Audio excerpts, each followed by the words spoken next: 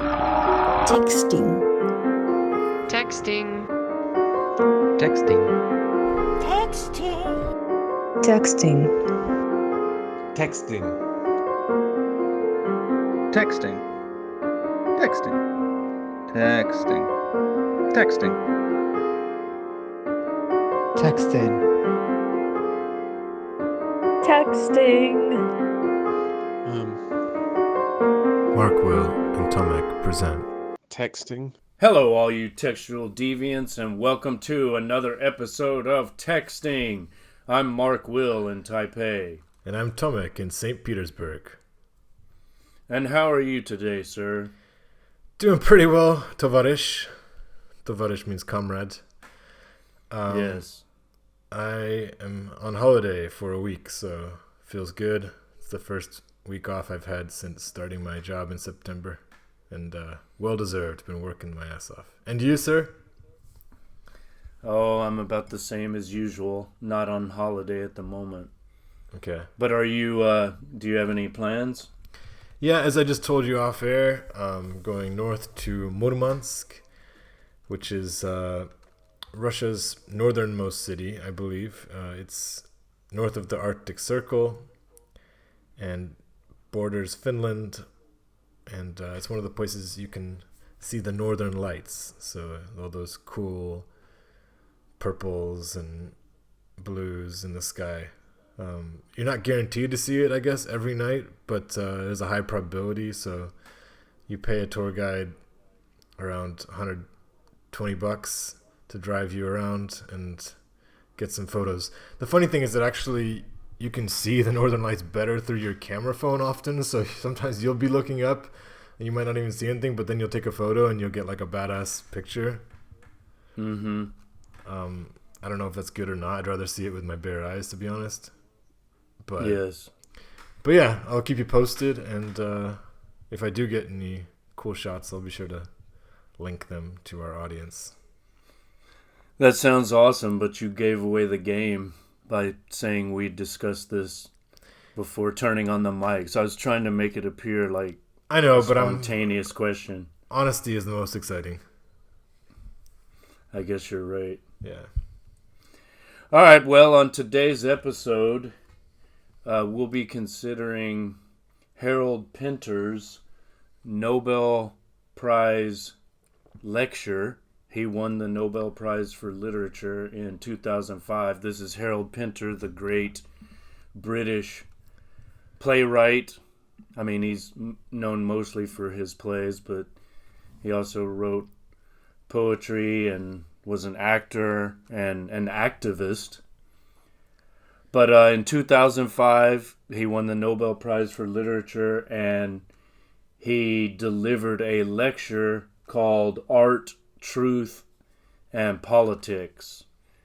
And you can find this at the Nobel Prize website, the text of the speech and a video of him delivering the lecture as he's sitting in a wheelchair, I guess. Yeah. He was quite ill at the time, and he begins by saying, "I'm very sorry, I cannot be in Stockholm," and then he just launches into the lecture. It's kind of funny how he just has that single solitary sentence. Yeah. It's a bizarre Well, piece of theater. It is theatrical. I mean, it is like a theatrical monologue, you know? Yeah. I was wondering, like, is he using a teleprompter? Did you think about that? You don't get the sense that he is. It's like he's memorized the speech and he's delivering it oratorically, but I don't know. Maybe he did have some kind of prompting. I don't understand how else. I mean, even if he is a trained doctor, that's a shit ton of work to... Well, is it more... I mean, it's like a 45-minute speech. Is that more of an undertaking than, a That's a Shakespearean massive role? undertaking. A massive undertaking. or a role for a single in one of speech. his own plays. I mean, again, maybe someone is so excited about this opportunity to get the audience that I guess you're afforded with a Nobel that you're willing to put that much work in. But, you know, many people are good speakers and can speak in finely construct sentences without reading, and just that's how they naturally can speak. But clearly this is something that has been written in advance. We can at least agree on that, right? So yeah, it's not impromptu. Right. So I find it highly unlikely that this is memorized. I think that there was probably a teleprompter. Did you notice any cuts? Like, could he have memorized sections and just, you know, done a couple of takes and then they cut and go to the next section? That's possible, I guess. I actually just turned on the video and then followed the script. So I actually wasn't watching him read, so I wouldn't know, yeah. I didn't look for that. I didn't look for cuts. I know there's some, you know, there's some different angles. So I guess there had to be some kind of editing. But it has the feel of being one take, you know? Right. In any case, well, I don't want to speak for you. What was your impression of it? You texted me earlier this week and said brutal. How do you mean? Just devastating in its scale and possibly the most articulate, maybe throw in the adjective eloquent, condemnation of Western foreign policy I've ever experienced. Like, it was one of those things where, you know, you had put this topic down weeks ago for a possible episode, and now I can see that in a way you were like holding this gem, right? This is like something that you had discovered. I don't know how, you'll tell me, I'm sure, but yeah, it's one of those things that once you've experienced it, it'll probably stay in my mind as like, oh, you want to experience a good take on Western foreign policy and why someone might be jaded about it, or if you want a really good defense of why Western foreign policy is imperialistic and evil, this would be like what you would refer someone to, right? It'd be like the link that would be in your pocket to win your argument. That's interesting. I wasn't consciously holding back. No, and I don't mean that. I just mean that you had, like, this is clearly an impressive text.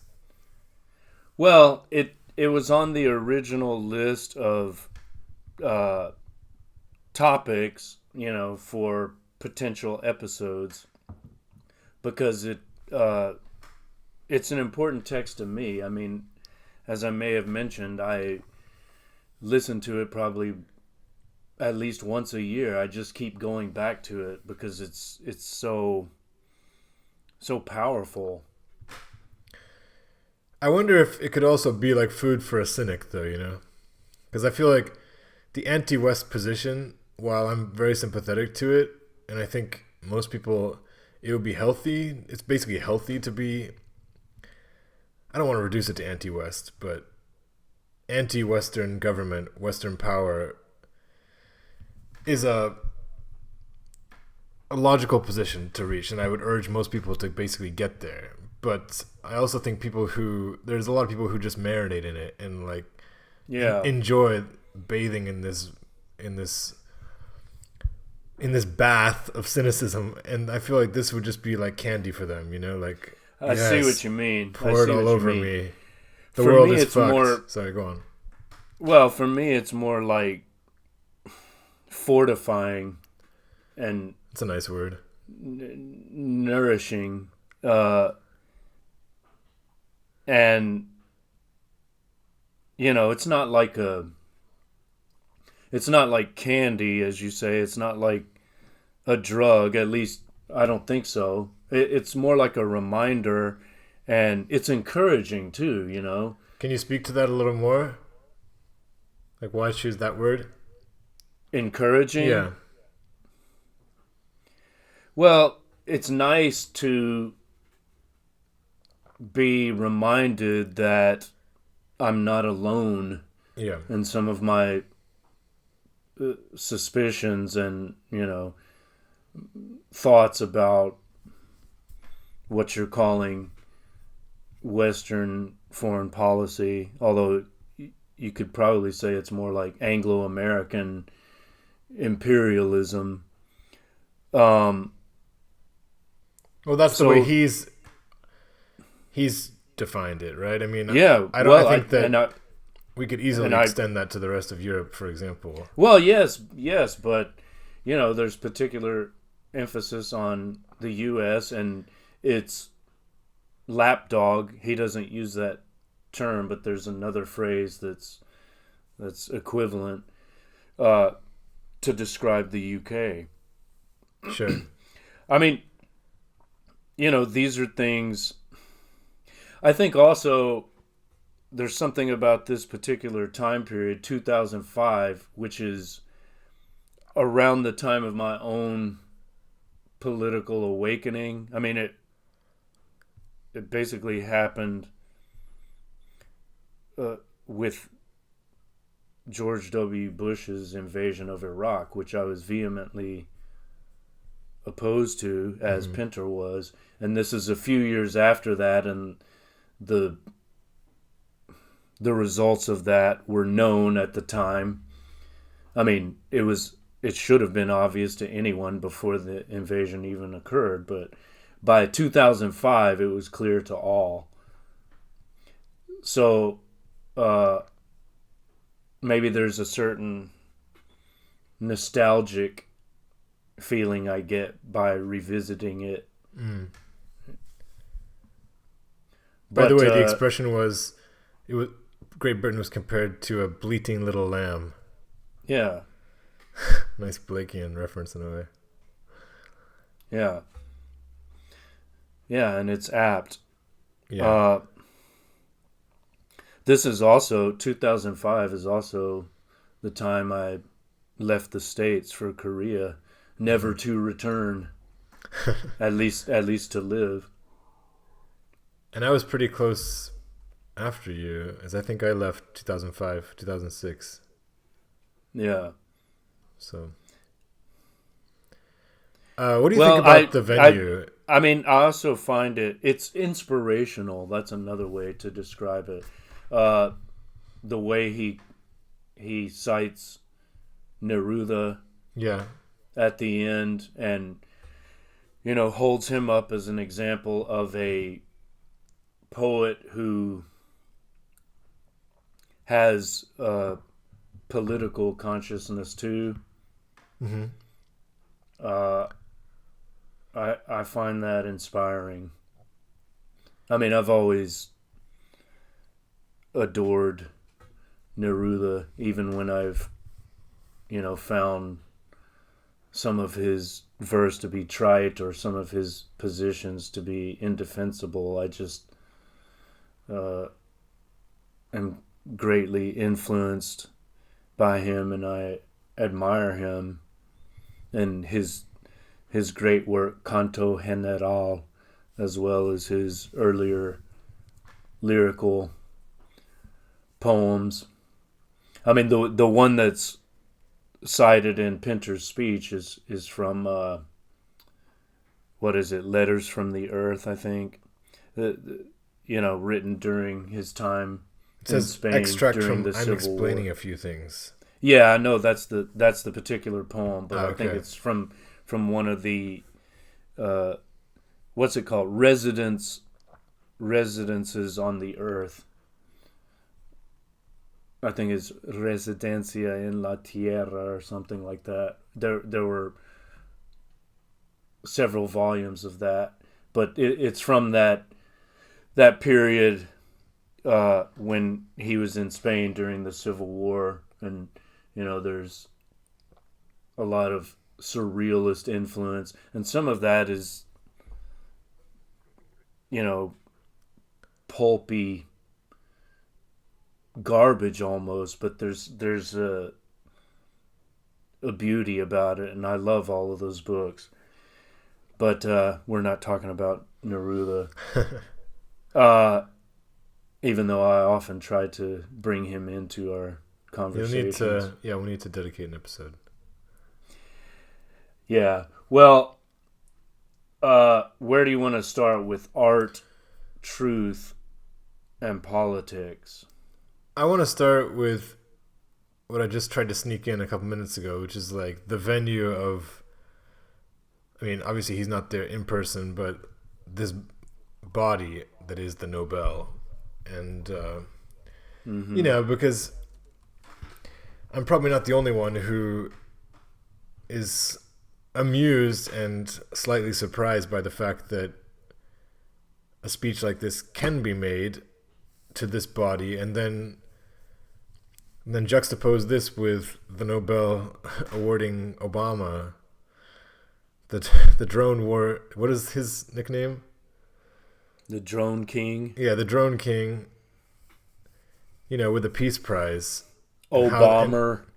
And how that can stand side by side with this voice giving us this perspective. Well, or Henry Kissinger winning the Nobel Peace Prize. I mean, is that because it's a different? I think they're different bodies. Jury? I think the people that award the literature prize are different from those who award the other prizes. But essentially, it's still the same organization, right? I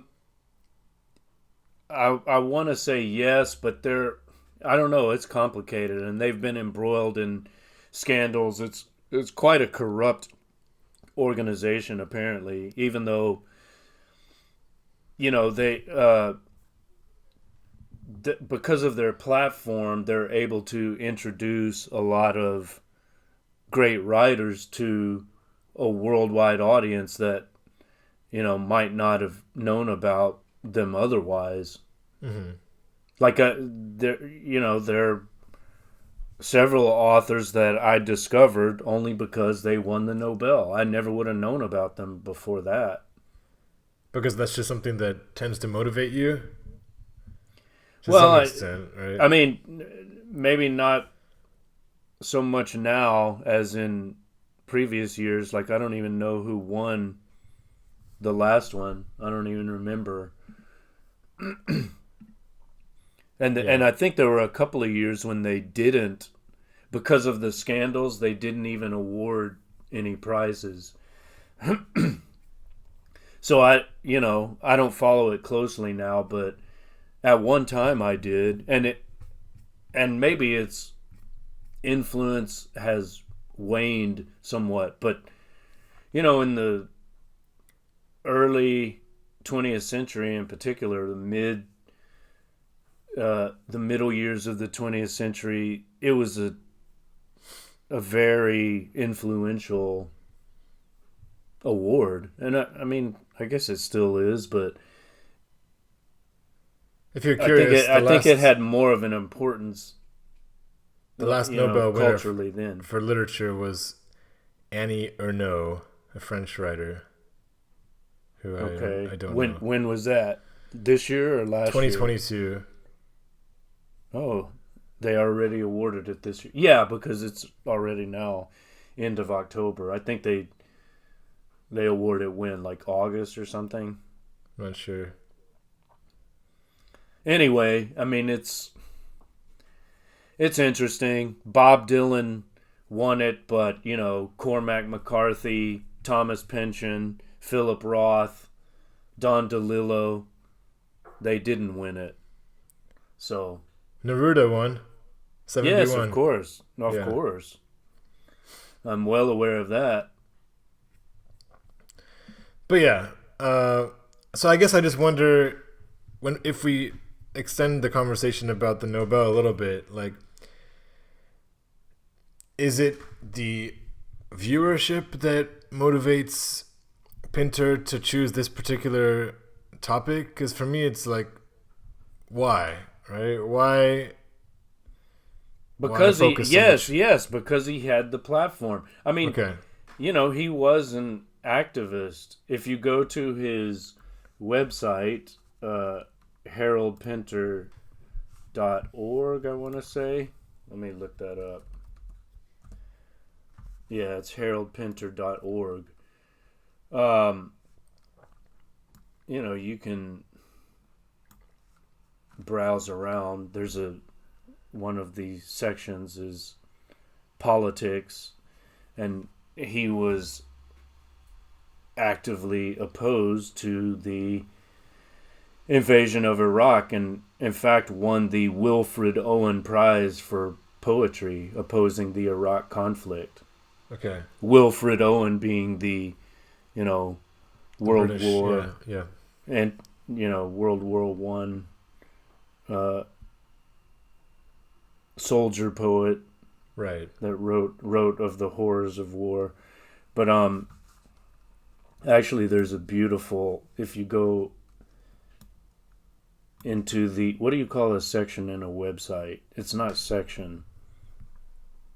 I forgot. You know what I'm talking about? I did too. But there's let's call it a section. A section, it's a tab. It's a tab, right? Yeah, there's a go. tab called politics. So you click on that, and let's see.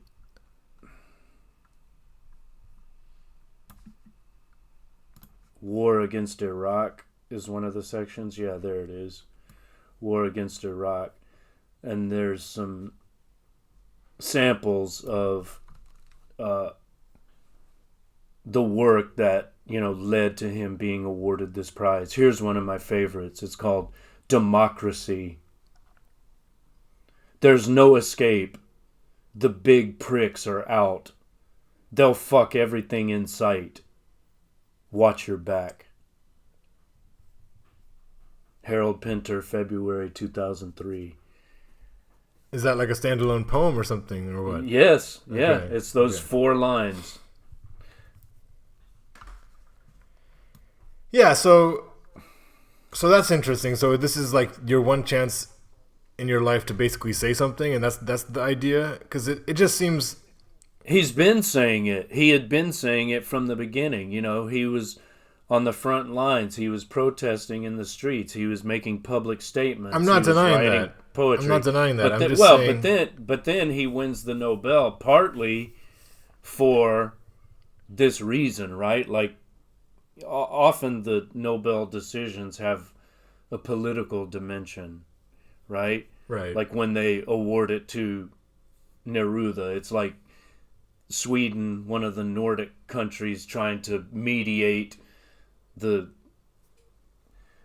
between the two Cold War extremes, right? Mm-hmm. Because they give the award to Neruda, the communist, one year, and then before or after they give it to Czesław Miłosz, the Polish anti-communist poet. Czesław Miłosz. What did I say? Czesław. I'm just, you got to pull on the pod. I might as well contribute my Polish pronunciation. Yeah. Well, you know who I'm talking about. Yeah. Uh-huh. And he was, the anti-Neruda. Right. So, they there's that trend in their awards, but probably, by 2005, they were looking for someone who had taken a stand against the ruinous policies of Bush and Blair. So they probably knew what they were going to get, and maybe that's what they were hoping for. But I think in his case, why did he do it? Because this is his message, and why not? He has the platform, so he's going to say what he wants to say. And Sure. Also, it's related to his work. It's called Art, Truth, and Politics. I mean, I think this should be the focus of our discussion. Like, he begins, how does it start? He says, can I just say one last thing before we jump into that? Yeah, so yeah. That's fine, and I acknowledge everything you're saying. I'm just saying, like, if you won a Nobel Prize, like, would you choose to use your, 45 minutes of fame so exclusively on politics? That's all I'm saying. And well, my argument is that he doesn't. He's not doing that. He's talking about art, truth, and politics, and I'll explain why. Well, maybe I should explain. I think I have some ideas. I think he's so fair enough. Yeah, well, but go on. No, please. I didn't mean to. He's saying, like, the artist in this particular time, the artist cannot simply navel gaze. Right. Okay? That's no longer possible because of the times we're living in. Let me just quote the part that I was about to read. He begins the speech by saying, in 1958, right? This is almost 50 years later in 2005, right? Yep. Is my math right? Almost 40-something years, right? In 1958, I wrote the following. There are no hard distinctions between what is real and what is unreal, nor between what is true and what is false. A thing is not necessarily either true or false. It can be both true and false. That's what he said in 1958. Then he says, in 2005, I believe that these assertions still make sense and do still apply to the exploration of reality through art. So as a writer, I stand by them, but as a citizen, I cannot. As a citizen, I must ask, what is true? What is false? So he makes a distinction between artist and citizen, but I think by the end of the speech, he's advocating that artists become citizen artists or artist citizens, kind of like Neruda was at his best. And he's saying, again, if we go to the end, there's that beautiful image of the smashing of the mirror. He says, when we look into a mirror, this is at the end, when we look into a mirror, we think the image that confronts us is accurate. But move a millimeter and the image changes. We are actually looking at a never-ending range of reflections. But sometimes a writer has to smash the mirror, for it is on the other side of that mirror that the truth stares at us. So, to me, he's saying that, the navel gazing has its place, the consideration of the individual human being, the existential situation, the ambiguities of the self, and so on. But at some point, it's necessary to smash the mirror and look not at a reflection of oneself, but at, the reality that is the outside world, which includes being a citizen or a political animal of some sort. What do you think about that? I'm convinced. I think that's a powerful and cogent reading. I'm not just saying that. I think that was a section that I found a bit confusing on my first reading, and I think you've obviously sat with the text more times and longer than I have, and I think that makes sense, because that first couple paragraphs, I just highlighted that line. So as a reader, I stand by them, but as a citizen, I cannot, and I just ask why.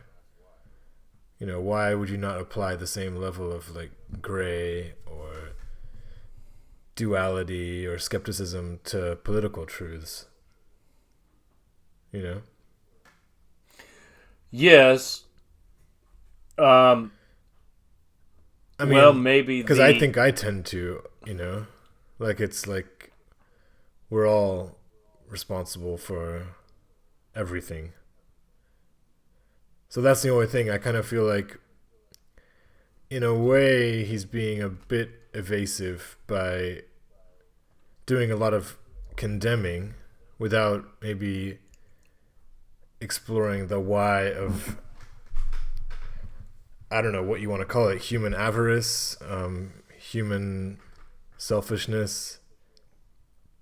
But I mean, that's an equally urgent challenge, right? I mean, it's one thing to condemn America and condemn Britain, but if you're genuine in your activism, well, you need to look at the roots of why empire comes about. What is it in our nature that creates this brutality? And I feel like he doesn't really do that, and I think that's kind of something that the artist needs to probe. What do you think? Well, I think he does, and I don't think it's an either-or situation. I think he's motivated by a search for truth. And he realizes that there is a complexity to truth, especially, in contemplations of the self and maybe in small-scale interpersonal relationships. But there comes a time when we're considering larger political issues that we have to have the courage to call out certain things and not excuse them by saying, oh, well, human nature is complex, so maybe there's a good reason why Bush and his people lied the West into war with Iraq. And like, I don't want to go that far. There are good arguments on both sides. No, I don't want to go that far, but I want to say, okay. Sorry to interrupt you again, but I don't want to go that far, but I want an exploration of why things happen anyway, because they are incredibly complex. It doesn't mean we justify them, but it comes off a little bit holier than thou. That's all I'm saying. I feel like you could still have the same energy for exposing or just forcing us to think about the tragic nature of human suffering through war. You can still bring that front and center, make us deal with it, don't let us avoid it with distraction, push us to think about it, and still implicate yourself. Because I think what I don't like is when people really paint themselves as like outside of the ugliness of the world. I feel like for me it's even more powerful when you try to like really connect yourself to the darkness as well. And I don't really feel like he does that.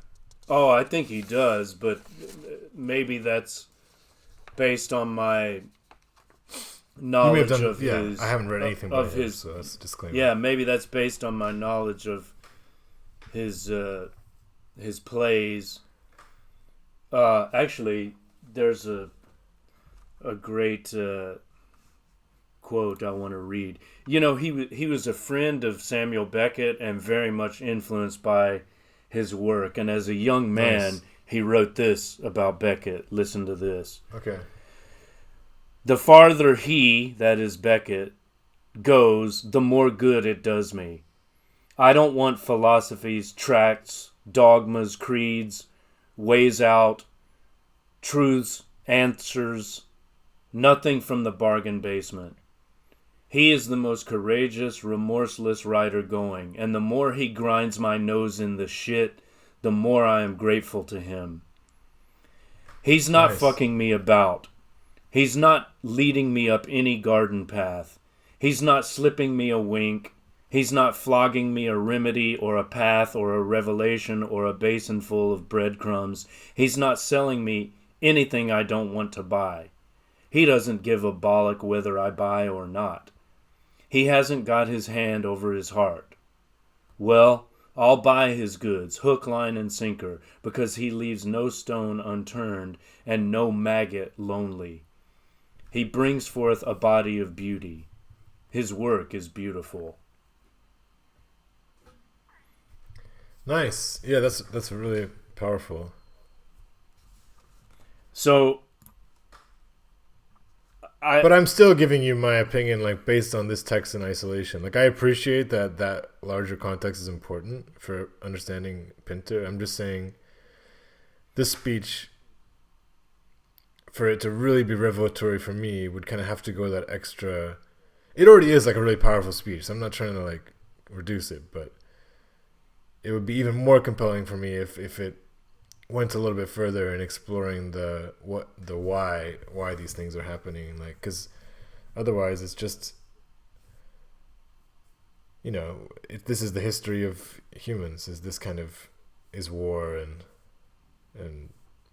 conquest and so on, no, without any justification, but I'm just saying. Well, but there are always those who resist. You know, there are always those who say no. Sure, but again, like, that starts to do this like us and them dichotomy, which is like, you know, not that interesting for me.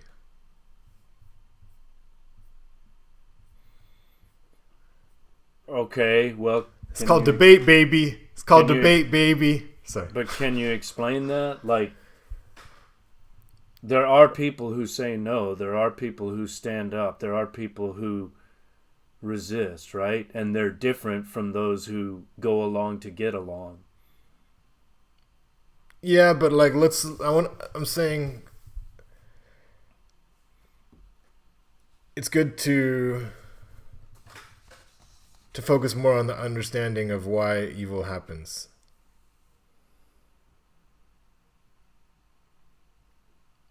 Okay. How so? Well, like yeah, what does this lack? What would you have liked to see him say in this? I sense that you want more nuance or ambiguity or complexity. Well, it's like, I guess it's more complexity, exactly. Like, you know, it's kind of one of those things where we all contribute to imbalance and capitalism's force by being passive consumers, right? And that's actually, you could argue, that is the weaponry that then ends up erupting in war. Well, I think he recognizes this. He says many thousands, if not millions, of people in the United States itself are demonstrably sickened, shamed, and angered by their government's actions. But as things stand, they are not a coherent political force. Yet. So, he doesn't explicitly mention himself there, but I think he's taking a kind of responsibility for his own failings too. It's like, we have not developed a coherent political opposition to this insanity. Not yet. Okay, let me give another example of what could be perceived as like sanctimonious. Like, he just got in this paragraph just before he quotes his own poem. He says, "A writer's life is a highly vulnerable, almost naked activity. We don't have to weep about that. The writer makes his choice and is stuck with it. You find no shelter, no protection unless you lie, in which, of course, you have constructed your own protection, and it could be argued become a politician." So he's made a very clear distinction here between the writer and the politician. Okay, well, let me ask you this. Why are we focused on this text by Harold Pinter, the writer or artist, as opposed to a speech by Tony Blair from the same period? That's see? A good question. That's the distinction. Because we know that a speech by Tony Blair or George Bush or any of these other politicians is just a bunch of propagandistic bullshit. Yeah, and so in that sense, like, I find catharsis... I mean, can't we say that's true rather than false? I mean, how much ambiguity is there in that statement? Like, where's the gray area? Yeah, so I agree. So, like, you know, the same catharsis that that Pinter finds in Beckett, I got from this speech. You know, it's powerful. It gives you a sense of relief in a way, because it, as you said, it confirms what you feel, makes you feel like you're not alone, encouraging, inspirational. But I'm just saying, that's an 8 out of 10 for me, you know, or an 8.5. Like, to get me to that 9.5, I would love just a little bit more of what I'm talking about, which is figuring out a way to humility, complicity, and just a bit more complication in terms of, like, I think the nature of power. I think it's all understood. You know, he's ashamed as a citizen of the UK that his country's leaders or misleaders have gone along with this. I don't think he would deny that. I mean, the admission that there's no coherent political force yet is an admission of failure. You know, it's like it's our responsibility to stop this. We haven't done it yet. And shame on us for that. I think he's trying to shame all those who, you know, have gone along with it, and wake them up. If there's are they going to be pretentiousness, woken up though? If there's what? Are they going to be woken up? I mean, we get that scene with the I don't know. the I mean, right? You can't. That can't be the basis for your action, in my opinion. Like, are people going to wake up? If not, I better not say anything. I mean, that's no. But you said that was the goal. What? To wake people up.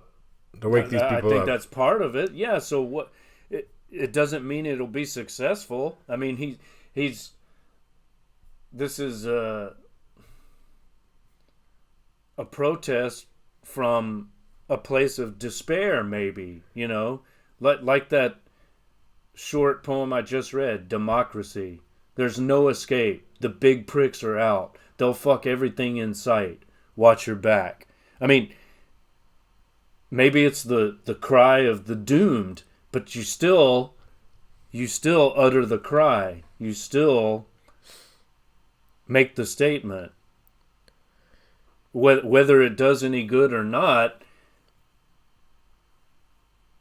yeah, so you have to, yeah. As a cry, as a howl, as a wail, like, fair enough. You know, I think it's effective. The only reason I pointed out that aspect of, like, the waking up is because that story that he recalls when he discusses Nicaragua, and he's part of this delegation speaking on behalf of Nicaragua, and then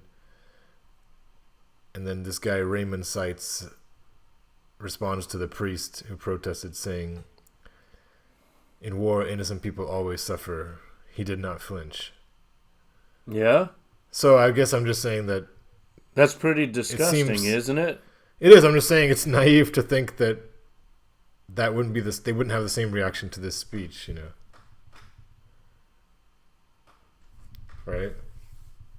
Those people who are well, the enforcers. Okay, but maybe, but again, that doesn't prevent you from making the speech. Even if it falls on deaf ears, you make the speech.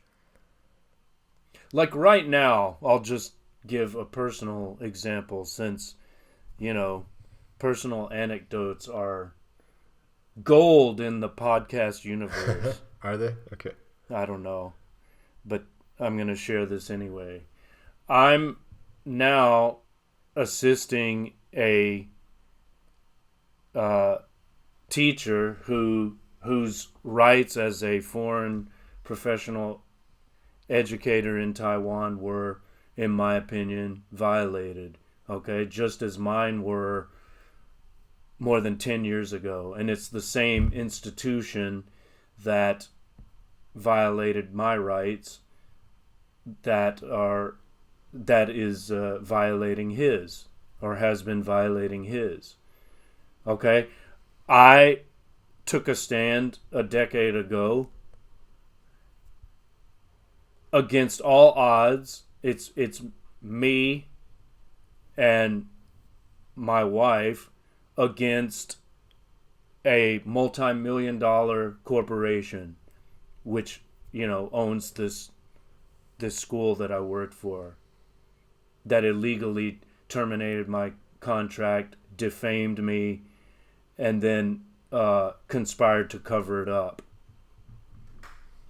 Okay, do I accept that? Do I allow them to steal from me and fuck me over with impunity? No. I stood up not knowing what the result would be. It wasn't a calculation like, okay, is it worthwhile financially? No, they wronged me in a way that I cannot accept, and I will take this to the Supreme Court of this land if I have to, and they're going to give me a fucking answer and explain how this makes sense, legally, ethically, morally, or in any other way. And I refuse to give up that fight. And in the end, I won. And the Supreme Court of Taiwan determined that I was 100% right and the school was 100% wrong. Okay, that happened 10 years ago. Now, they didn't learn their lesson. They're still fucking over teachers. And I heard about this case. I didn't even know this guy, but I heard about his case. And he told me his story, and he showed me the evidence. I saw very clearly what was going on. Some of the same people were involved. The same bullshit's going on. And I've done everything I can to help him. I testified for him. I'm helping him. I'm meeting with his lawyer. I'm helping him prepare documents. I'm helping him,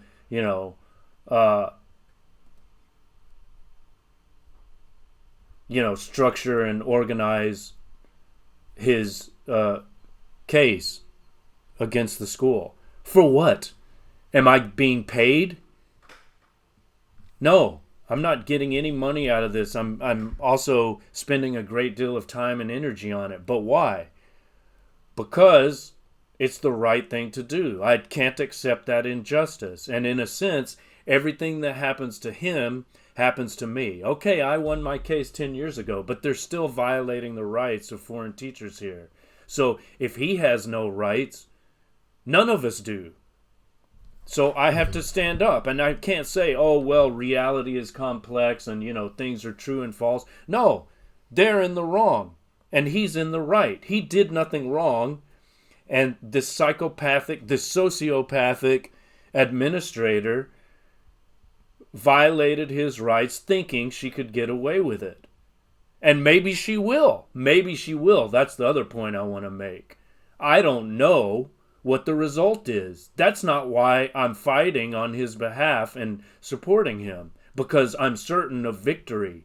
In fact, there's a very good possibility that we won't win, but we still fight because it's the right thing to do. We are in the right in this case. It doesn't mean we're good people or perfect people, but we sure as hell are not wrong about this. And there's no fucking way that the other side is right in any sense, legally, morally, ethically, whatever.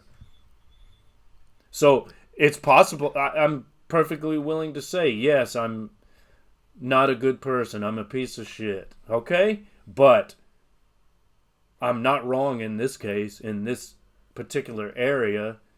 I'm on the right side. Yeah. So how is that different here? He's not saying I'm a good person. I mean, he ridicules that, right? With his God is good, God is great, God is good, my God is good. Bin Laden's God is bad. His is a bad God. Saddam's God was bad, except he didn't have one. He was a barbarian. We are not barbarians. We don't chop people's heads off. We believe in freedom. So does God. I am not a barbarian. I am the democratically elected leader of a freedom-loving democracy. We are a compassionate society. We give compassionate electrocution and compassionate lethal injection. We are a great nation. I am not a dictator. He is. I am not a barbarian. He is. And he is. They all are. I possess moral authority. You see this fist? This is my moral authority. And don't you forget it. I mean, this is how the enemy speaks. He's not laying claim to what do you mean? But this is all purity. satire. This is all satire. Yes, but So what's it's not. the It's purpose? not. What's He's the not purpose of that identifying satire? himself with that. What's the purpose of that satire? To criticize Bush and people like him in his position. Okay, well, is it effective? Yeah, it's an effective criticism. Okay, but does that mean the person who maybe there's a danger that the person who makes that criticism can then say, well, because I'm pointing out their evil, I'm necessarily good. I mean, I will admit that is a danger people have. By pointing out the evil of others, we fail to recognize the evil in ourselves. Yes, that's a problem. But I don't think he's doing that. And my personal anecdote is just, first of all, I don't disagree with anything you said. But as far as like coming back to like that complexity, if we do think that kind of like a soft passive selfishness is what ends up like ultimately resulting in wars over resources, let's say, and it's like our demand for certain creature comforts. Well, I have chosen, to teach the rich. I'm teaching and to achieve, because I want to achieve a certain level of like financial comfort in my life, which I don't even have anything special. I'm not on some baller salary at all, but I'm a teacher, so I've chosen a profession which can't really get you a particularly high quality of life. I'm not complaining, but the point is that I see myself as complicit, I should say, in the larger capitalistic system, which, as I said then, I haven't elected to a path of, extreme activism, and I'm wondering if he has. That's all I'm saying. If he has, then the energy that he's speaking with is compelling for me. But I would have to kind of get a better sense of who he is and his lifestyle. Otherwise, I wouldn't necessarily be ready to speak with the same vigor. This sounds like the argument against Bernie. He has a couple of houses, so he's not really a socialist. I mean, we're talking 2020 or 2016 Bernie, not 2022 Bernie. That is, yeah, but it's the same Bernie, though. It's the same Bernie. That is Biden's. It's the same Bernie. That is now Biden's poodle. It's the same Bernie, though. Okay, fine, but that argument is still. Well, maybe that argument had some water. You think so? Because he has a house. This is the same Bernie, though. Because he doesn't. Because he's not homeless. He can't. That's an extreme. But somebody with several houses, who knows? Maybe that is a person with a degree of like opportunism as a motivating force. I don't know. I'm just saying. This isn't the rhetorical approach I would take, or I feel comfortable taking. Pinter was a successful playwright, and his wife was an heiress, I think. Okay, so that means what? This speech is all just a branding exercise? doesn't have to be such an extreme, like, polar opposite, you know? I'm just telling you what gets the 10 for me, you know?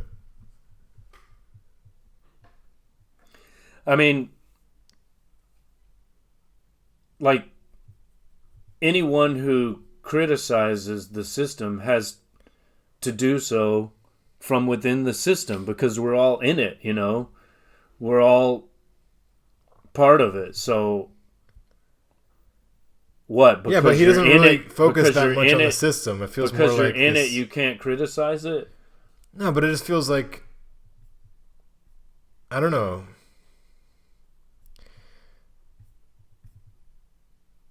If we come back to Beckett, and I haven't seen Waiting for Godot in a while, but or Godot, I think we had that conversation once on the pod, and I don't want to revisit that.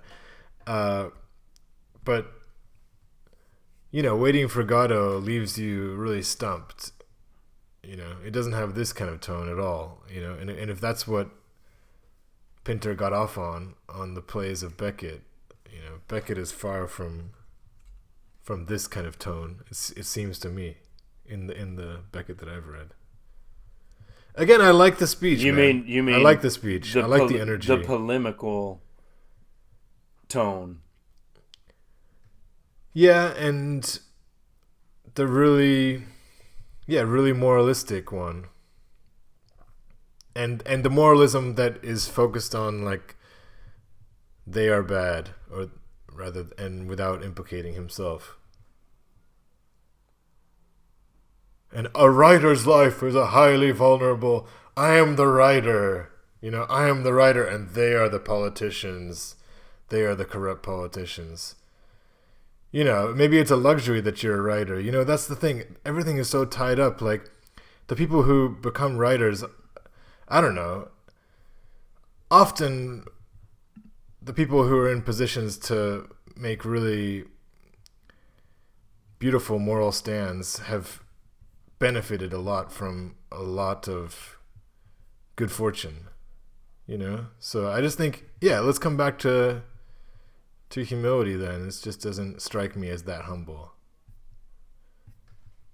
And that's not discounting the speech, which is a great speech. I mean, maybe because this is the only thing of his you've read, maybe this is your impression, and maybe because I know more about him, I have a different impression, and maybe I'm being naive about him. But he says we don't have to weep about that. The writer makes his choice and is stuck with it. He's not asking for sympathy. He's saying that's the way it is. But that was like a humble brag to me. But I'm not, I'm not going to lie for the sake of convenience like a politician does. Yeah, but it's just weird to say that in, like, when you've just been awarded a Nobel Prize and you've got this huge captive audience, and then, you're in a way you're like reveling in your moment of glory. Okay, well, I don't see that, but okay. I mean, again, my question is, why are we reading this? Why are we discussing this rich text as opposed to one of the bullshit speeches of Bush or Blair from the same period? And you know the answer. You know why. Look, maybe I just wanted to explore that why it's an 8.5 rather than a 10, okay? Like, but it's an 8.5 regardless, which is a good score. So we can talk about why it's great. Maybe we should do that. You mentioned the word stumped earlier, talking about Beckett. About 2 hours ago, before we logged on, I was researching Beckett and Pinter and their relationship. And apparently someone recently wrote a play about Beckett and Pinter called Stumped. Nice. How about that? and it's about their mutual love of cricket. Both Beckett and Pinter were cricket fans, and so wow. So stumps takes on another meaning. yes. What, Yeah. as in some equipment in the game of cricket, like resembles a stump, or is it I don't know anything plugged into about the ground? I don't know anything about the terminology of cricket other than wicket. Yeah, like a wicket is like kind of what it's stumped into the ground. I mean, I know. Stump's Okay, not really- maybe so, but I don't know. I'm Okay. just telling you the name of the play is Yeah. Stumped. It's about Beckett, Pinter, and cricket, and it's called Stumped. So it's interesting that you mentioned that word. And, that's often what happens in the plays of Beckett and Pinter. Characters Yeah. get stumped. They're just stuck. Their faces are in the shit, as he says. I mean, this is why I'm reading this speech knowing that, or listening to it, watching it, knowing that it's coming from the author of these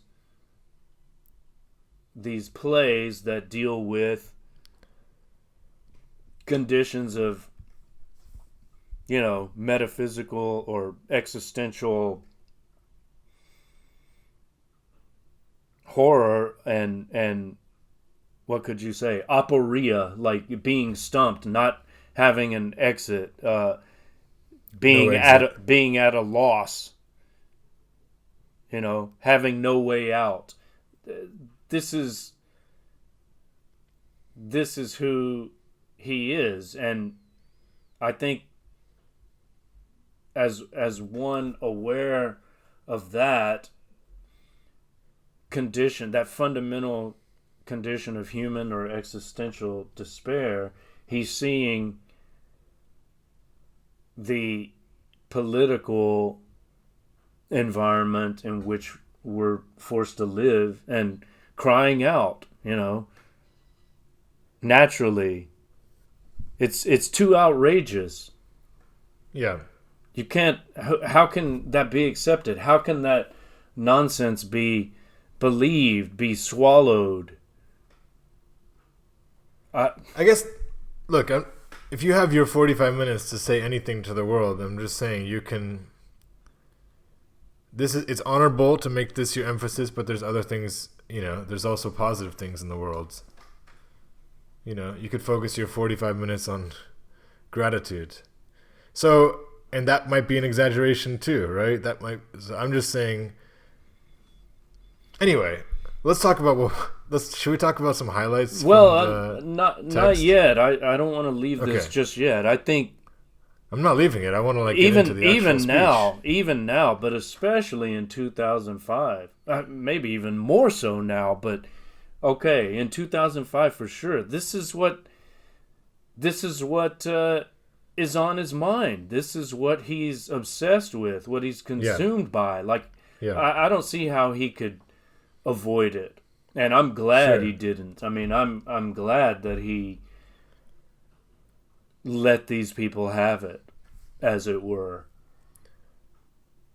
I think if we do end up doing Dharma Bums as a follow-up text to this, then it will be interesting to see how Jaffe and the narrator view political problems in contrast to this approach, because I think they would sympathize with the general tenor, but approach it very differently. Yeah, well, that was a different world too, Sure, but they had just had World War II, and they're living in the terror of the Cold War. I mean, they do have high levels of anxiety as well. Yeah. Right? Yeah, I mean, and as soon as I said that, I realized that it was a different world and the same world. It's never either or, as I'm so fond of saying. And I'm not trying to attack your position here. I'm just trying to understand it. Yeah, and I think we need both. And I'm just kind of like giving air to the question marks that I have, I'm not even necessarily in agreement to what I'm saying. Right. Yeah.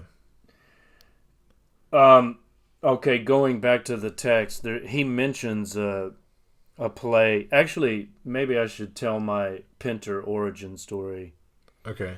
So, when I was an undergraduate, as I think I've mentioned, I would often in Houston. I would go to the theater as often as possible, and one local theatrical group did like 3 short Pinter plays. This is one thing I like about Pinter. A lot of his plays are quite short, like 15, Nice. 20 minutes. And my own short screenplay or play, White Monkey, is very much inspired by the work of Pinter. But my first exposure was to see some of his short plays performed, and there was one called The Lover, about a couple, husband and wife, and near the beginning, the husband says, darling, is your lover coming this afternoon? And she says, yes, I think so, something like that. And then the scene changes, and the husband comes in again wearing like a mustache. It's obviously the same guy, but he's playing a role. He's playing the role of the lover. Anyway, you realize that they have this kind of role play relationship where, in order to be sexual, they have to become other people, right? Like they can't just be husband and wife. He has to take on this role of the lover, and so he's like being cuckolded, but then he's the cuckold himself. Exactly, yes. And I was very, I was very impressed by this particular play. And then, and it ends with him. He says something like, "You beautiful whore." That's like the last line of the play, and then the curtain comes down. I mean, I'd never seen anything like it. It was Brilliant. Quite impressive. Brilliant. Yeah, it was. I mean, it's fun. Yeah. This is one of, he's famous for the comedy of menace, right? Like there's things that are, I mean, you could almost say they're transgressive, like they're disturbing things that happen, but they're also humorous. And again, there's the influence of Beckett, maybe. But later, So for listeners and people like me who have yet to experience any Pinter, yeah. can you give us one play to start with? Well, The Lover, I think that's what it's called. But is that like a B-side that you just happen to like? Like, what's the thing that's I'm most not guaranteed? I've not. I think his most famous is called The Dumb Waiter, which I read, but I don't think I've seen performed. But that's like anthologized in the Norton literature anthologies of Did you enjoy it? 20th century. I don't even remember it, to be honest. So I wasn't as impressed by that as I was by The Lover. And I soon discovered after that a play called Mountain Language, and this has a political dimension. Maybe this is when his political, what can we say, tendencies or I don't know, predilections came to the fore. Maybe it was around the time of Mountain Language. He mentions it in this speech. But it's basically about, it's set in a prison, right? Like there's a prisoner being guarded by 2 sadistic soldiers, and then his wife or woman, the prisoner's wife or woman, comes to visit him, and they speak another language, a mountain language, right? Like not the language of empire. They're tribal people, so the husband or man is a political prisoner, and then the wife wants to get in to see him, and the 2 soldiers are like, openly harassing her, saying, I'll let you talk to your husband if you let me squeeze your tits and ass or something like that. I mean, it's brutal. You use the word brutal. It's kind of like the same sort of language in that imagined description of the American president speaking to the world. You see this fist? This is my moral authority. There's that kind of vibe. So mountain language was an important play for me. At one time, I thought I would like to film it. This is when I thought maybe I should be a filmmaker despite having no knowledge of cameras, But I thought that this would make a really interesting short film, mountain language. So I would recommend that one. Okay, nice. According to Wiki, his 3 most well-known plays are The Birthday Party, The Homecoming, and Betrayal. And he mentions The Homecoming at the beginning of this. And the birthday party is a famous one. And Betrayal, I think Betrayal is somewhat autobiographical. This is another aspect of it, because you could say that he had personal failings. He was alienated or estranged from his son, who never forgave him for cheating on his first wife, who was obviously the son's mother, Well, I was about to do a cheap personal attack as well, and I'm Googling him, and his second wife is Lady Antonia Margaret Carolyn Fraser. This is what I'm saying. She's an heiress, or of aristocratic Her parent origin. is the 7th Earl of Longford. Yes. And she's got all these various titles, like the Order of the Companions of Honor from the Commonwealth and so on. Mm-hmm. The Most Excellent Order of the British Empire. Yeah. And that's okay. Anyway, I don't like to discount people through shit like this. It's pretty ridiculous. We're texting. Let's focus on the text. Well, that's all part of it. I mean, I don't believe in the death of the author, as our, some of our French lit crit forebears. No, but I also think it's good to look at a text, in isolation. I mean, you can do both, but how do you feel about this poem, Death? You tell me first. Well, I like it. I think it's powerful. It was interesting in the use of repetition. What effect does the repetition have? It just kind of makes it feel very disposable or mundane, this dead body. Do you want to read it? It makes it real, Death. Look, it's called death, right? What an abstract concept. But then the whole poem is about a dead body, which is real. He's smashed the mirror. He's not just reflecting on this abstract concept of death. He's made it very real. Death always involves a body. There's a real body that has died and is decomposing, Yeah, I'll read it. Why not? Death. Where was the dead body found? Who found the dead body? Was the dead body dead when found? How was the dead body found? Who was the dead body? Who was the father or daughter or brother or uncle or sister or mother or son of the dead and abandoned body? Was the dead body dead when abandoned? Was the body abandoned? By whom had it been abandoned? Was the dead body naked or dressed for a journey? What made you declare the dead body dead? Did you declare the dead body dead?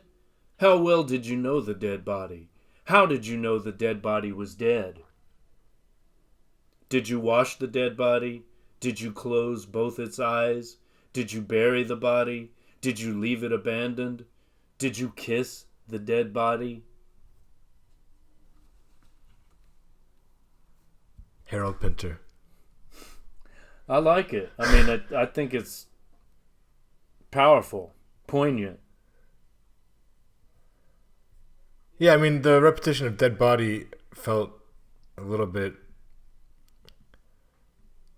I don't know if powerful is the word that I reacted to it with. So what, banal? Farcical? Well, that's part of it. Again, you know, it's the comedy of menace.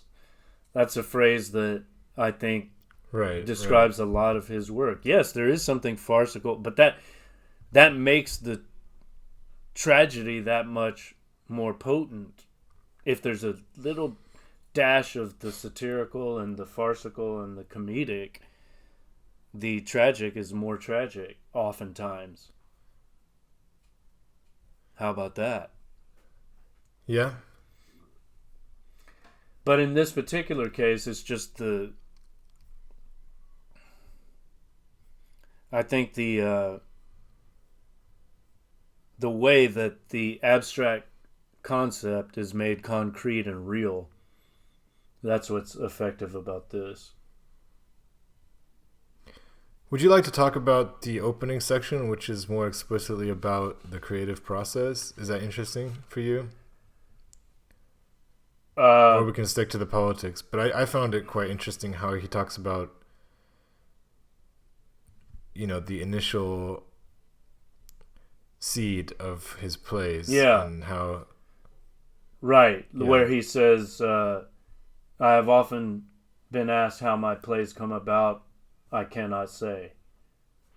Nor can I ever sum up my plays except to say that this is what happened. That is what they said. That is what they did. And just this idea says most of the plays are engendered by a line, a word, or an image. The given word is often shortly followed by the image. Yeah. And how he'll get a line like, "What have you done with the scissors?" Mm-hmm. Or the word dark. That was quite interesting. Yeah. And then he names his characters A, B, C, and gives them actual names later, right? They're just people interacting, characters interacting. And then they come to life as he follows them. And I liked how he then goes on to say that in a sense he's not welcomed by the characters. The characters resist him. So yeah. That was quite cool. So see, I'm still going to argue that this, if there is an implicit hierarchy, writer versus politician, writer being superior to politician. I mean, I agree with that. I agree with that. But I'm just saying you need both. But right? Well, not that you need a corrupt politician, but that the world we live in, you know what I'm saying, right? Like, you need a principal at the school. I don't know.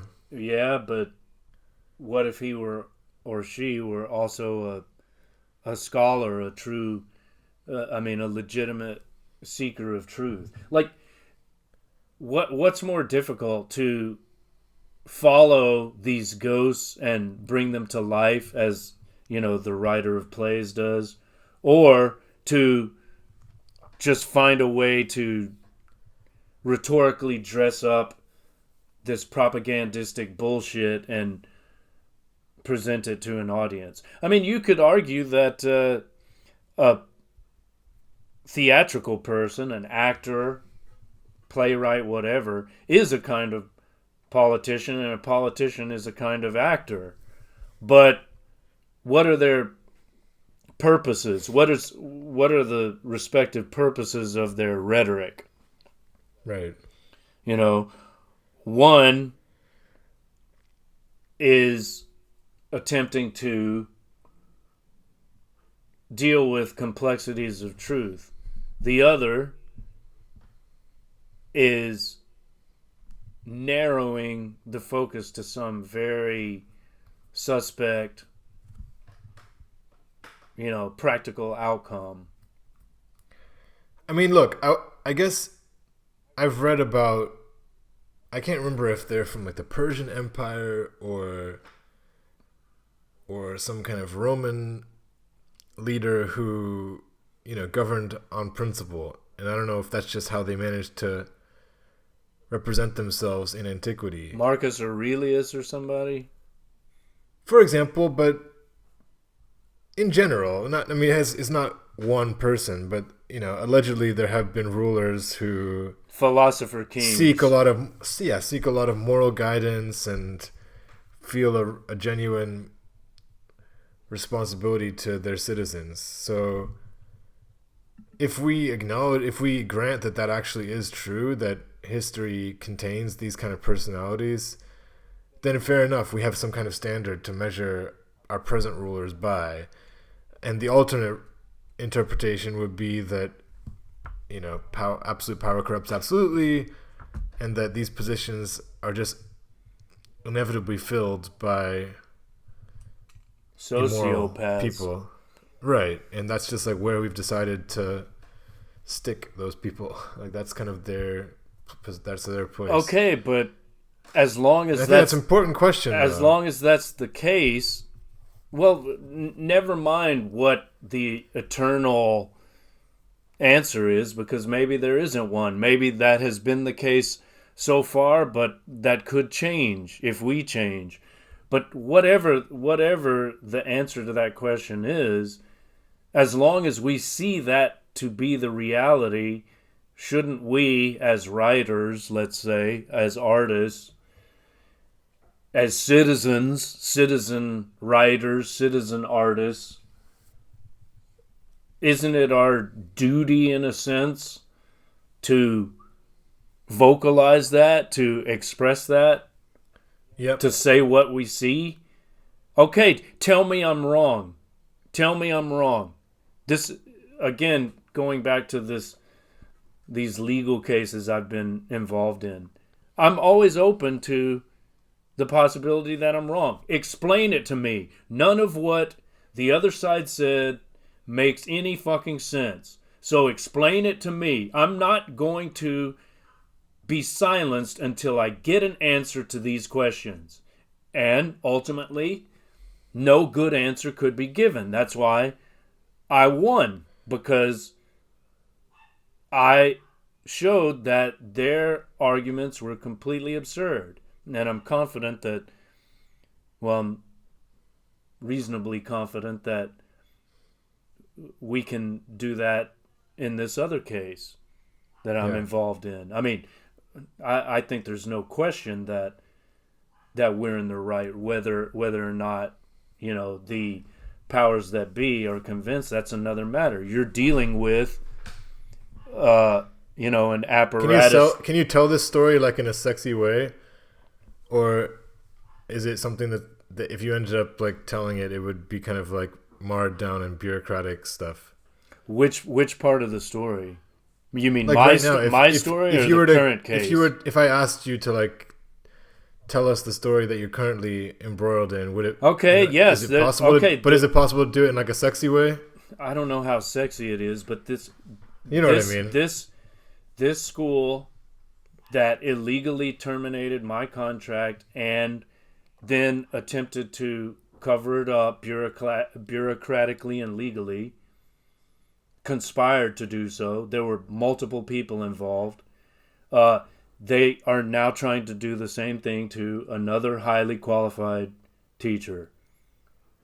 So they are trying to. Why are they terminating these contracts? Well, in my case, it's because I asked for marriage leave to which I was legally entitled, and I chose not to renew my contract with the school. I was leaving, so I asked for marriage leave at the end of my contract. So since I chose not to continue my relationship with the school, they saw the opportunity to try to fuck me over. So it was purely vindictive and petty, for petty personal reasons, because I chose not to stay there. That's why. Okay. And what about the present case? In the present case, apparently there was a bait and switch, and I don't know what that means. An administrator offered this teacher a certain schedule with a raise, and the teacher accepted, and then the administrator said, "Oh, well, we're going to give you the heavier schedule but no raise." And he said, "Well, then that's not the deal we made." And then this administrator allegedly had a meltdown and threw her laptop computer at the wall, and to, get rid of the person who witnessed that meltdown, she illegally, without any due process, terminated his contract. And, the school then tried to refuse to compensate him, and it refused to give him an exit meeting, disappeared him from the computer system. Same playbook. They were doing the same thing that they tried to do to me, and I saw that immediately. One individual in particular is the center of it all. So, okay, I'm standing with him because I believe he's in the right, and I know that they're in the wrong, and it's been proven in court that they were in the wrong. Like, do you think that? What do you think the judicial system here? Which side do you think they would be more sympathetic to? That of the Taiwanese-based corporation, or the lone individual foreign teacher? So, against all odds, I stood up and won because I had evidence and the law and common sense on my side. And I believe that, this teacher that I'm helping now does as well. I don't know how sexy that was, but... Medium. Okay. Well, sorry to disappoint you. Next time I'll include an orgasm in the, narration of a court case. I don't know about that, but just, some kind of... I mean, the laptop was a nice image.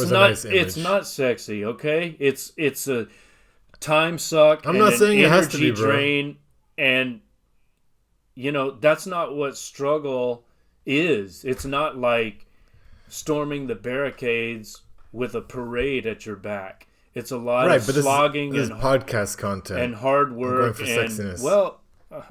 Whatever, man. I'm not gonna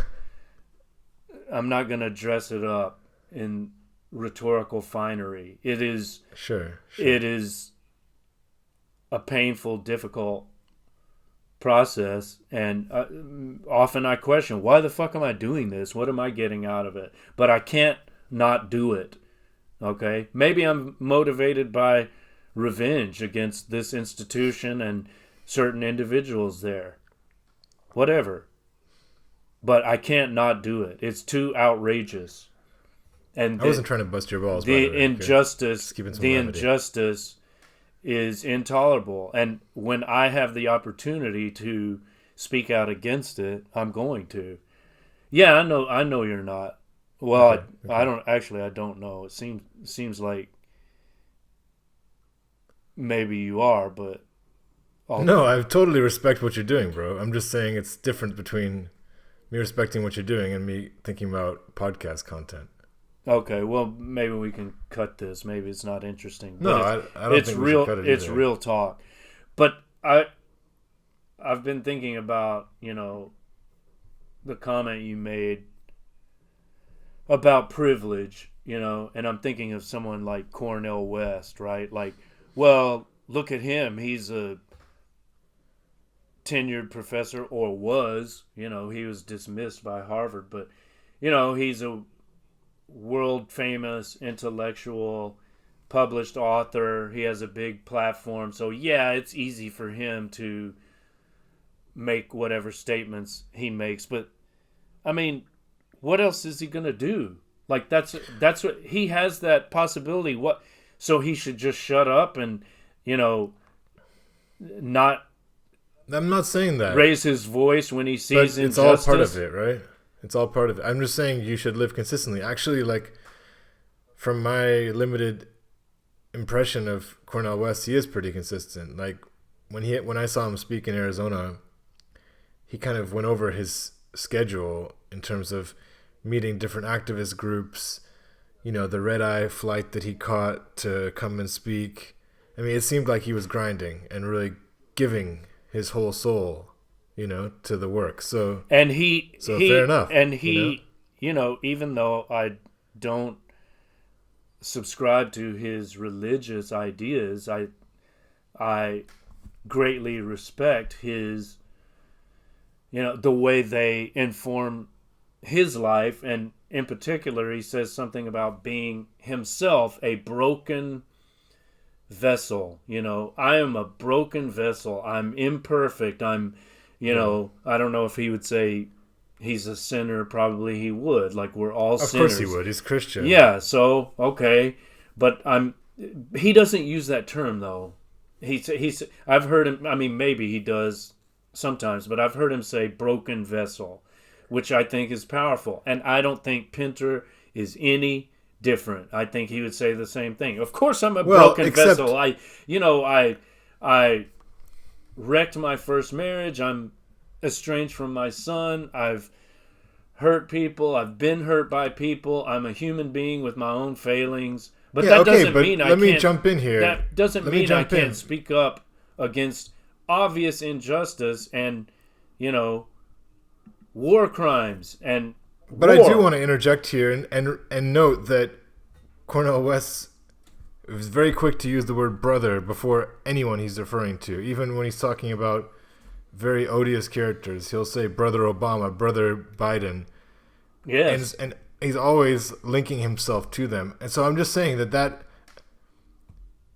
we're obviously looking at a very limited scope here if I'm just looking at this particular text, Art, Truth, and Politics. But Cornel West's approach is very much like, okay, so I'm a better than you. That's your preference, but I think you know. But there's space for both. Yes, exactly. I like this in certain moods. It takes all kinds, you know. And this is good for a certain mood, you know. Yeah.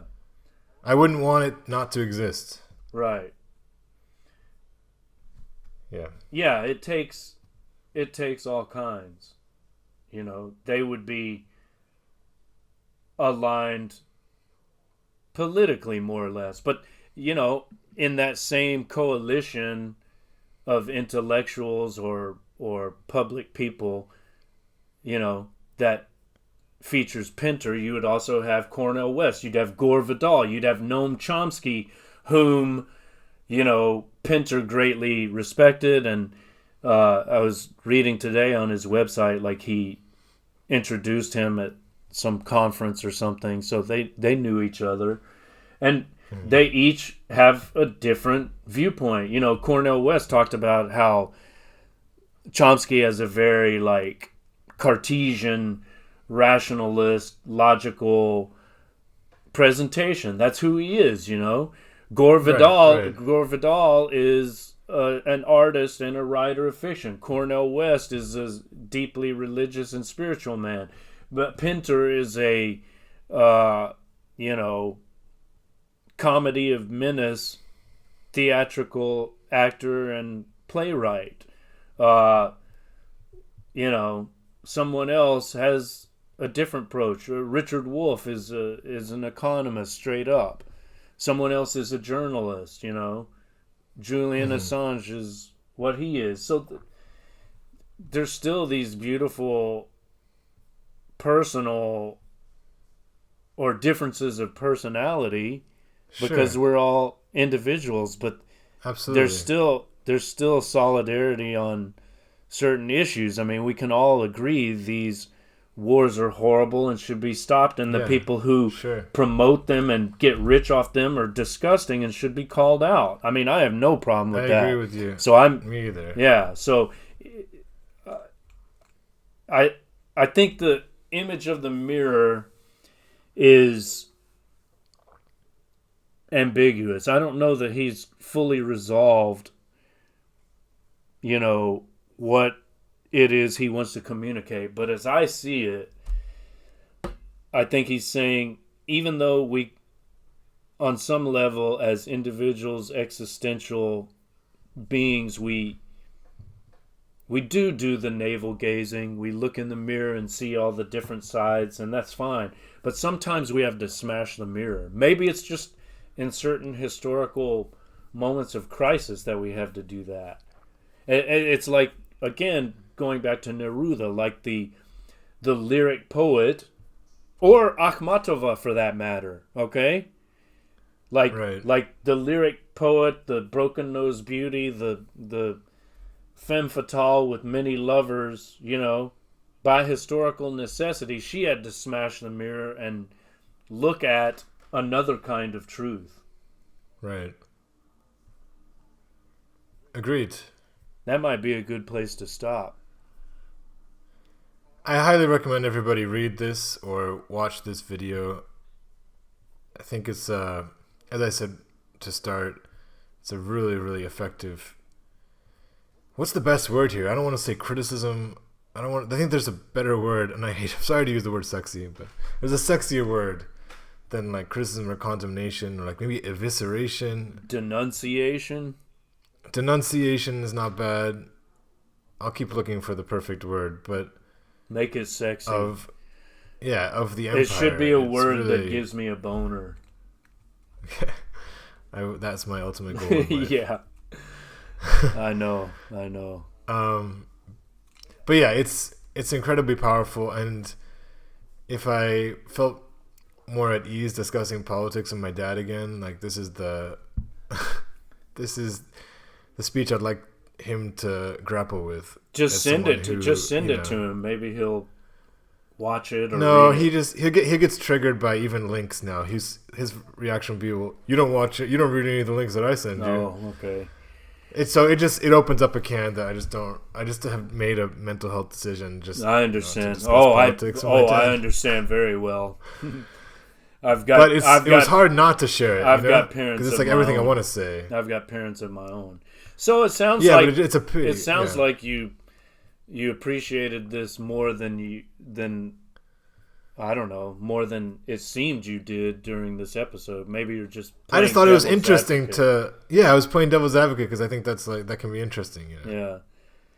But not like, and I mean, false way. I appreciate it. I hope I didn't come across as hostile. I think, or defensive for that matter.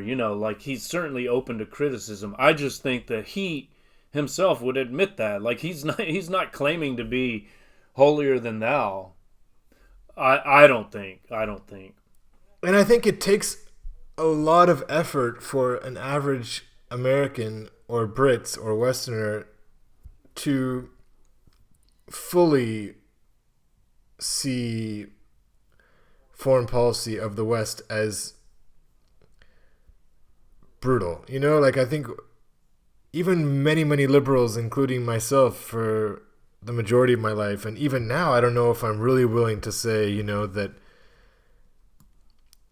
with 100% certainty that American and British foreign policy is 100%. The point is like to fully see the American ideal as nothing. To go absolute with it is.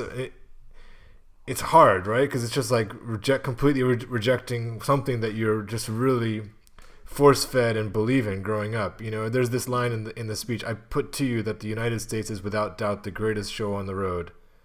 Mm-hmm.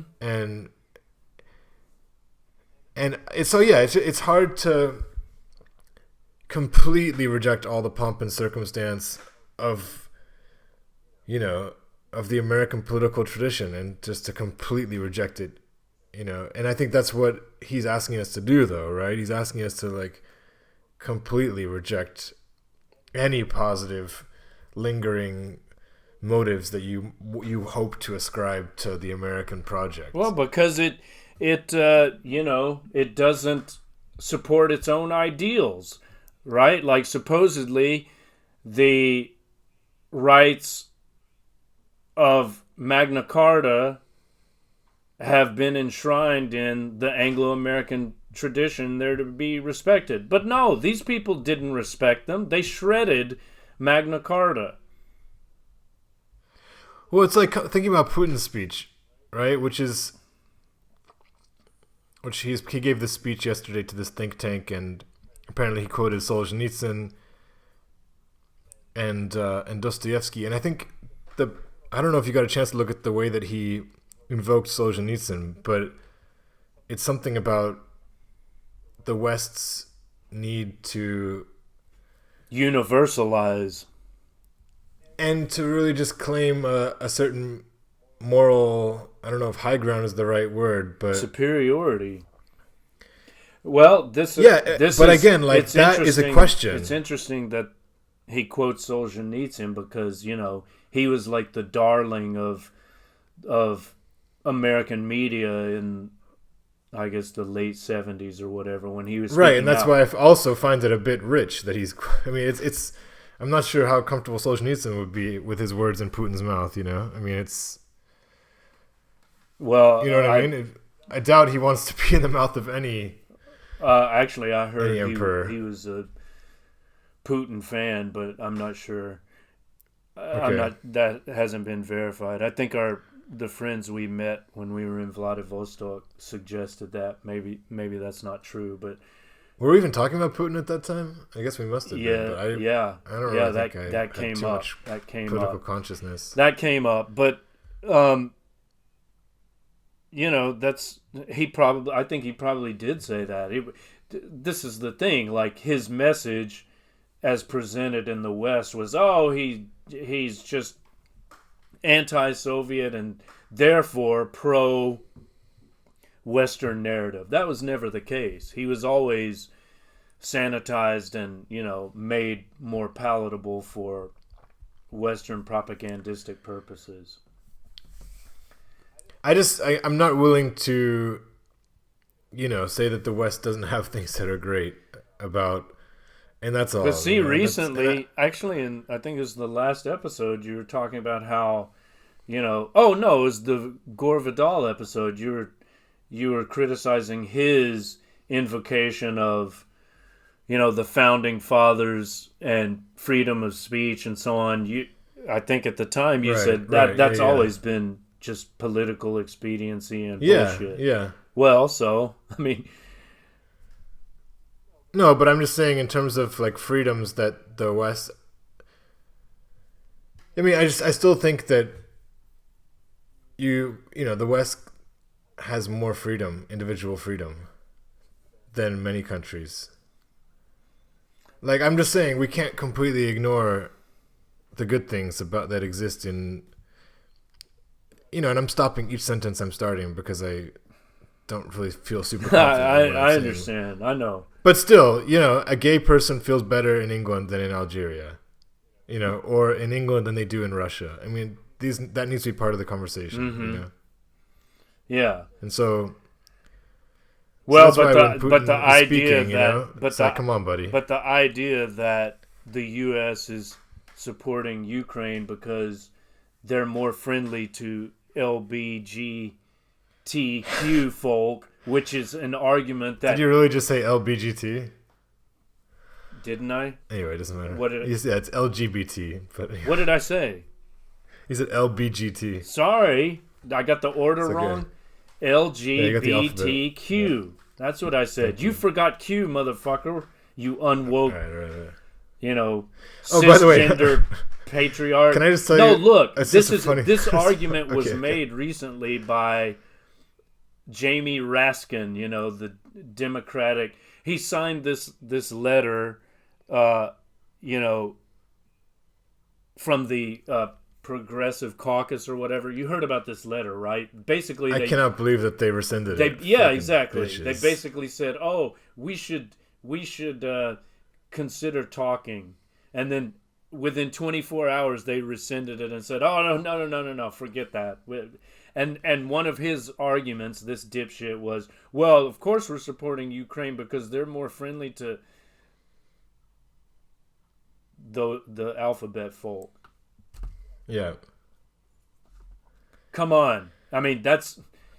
if that's the level of discourse, then Of course, yeah. of course. Right. But I'm just saying, I'm also not really ready to hear Putin speak about freedom. Yes. Or cancel culture when I know for a fact that there are plenty of ways to get yourself canceled here, like raising any kind of picket. You're going to be canceled in the sense that you're going to be sent to prison immediately. And not just canceled on social media, but yeah, exactly. So like that's why the irony is just a little bit too much. Right. I feel you. But anyway, yeah. All right. Well, we haven't made this official announcement, but the next episode, number 20, will be the last episode of season 1 of Texting, and we will take a 6-week hiatus. We will still, at least I'm still planning to communicate with subscribers every Monday about texting. And guys, we're still going to be recording podcasts. We're just going to be trying to get a little bank together for you because sometimes it's hard to keep our production. Well, we'll do that. We'll try to build up a supply of episodes in advance, but also we're gonna reconsider our recording techniques and our presentation, and we might make some changes on that front. And also, we'll be open to some of your suggestions. I'm gonna send out a thread through my Substack asking for texts that you would like to hear us discuss. Awesome. And I'd like us to bring on some guests as well at some point to chat with the both of us. All of that will be considered during the hiatus. But the last episode, we still don't know what it is, right? Yeah, we're currently looking at either water, as in the substance that most of us are composed of, or potentially Dharma bums, either on this podcast or on another separate podcast that Mark produces, or other options. Water as a text. Yes, that's the first. That would be our first chemical compound. We've done essays, lectures, paintings, poems, songs, albums. Why not a chemical compound? That can be a text too. At least we will argue that it can be. So it sounds like we've just made a verdict, and I'm okay with that. Did we? I think that would be a good one to end season 1 on. Should we call it? Let's do it. Let's call it. Okay, episode 20 will be on H2O, otherwise known as water. Yes, sir. All right. Until then, textual deviants, be well. Cheers.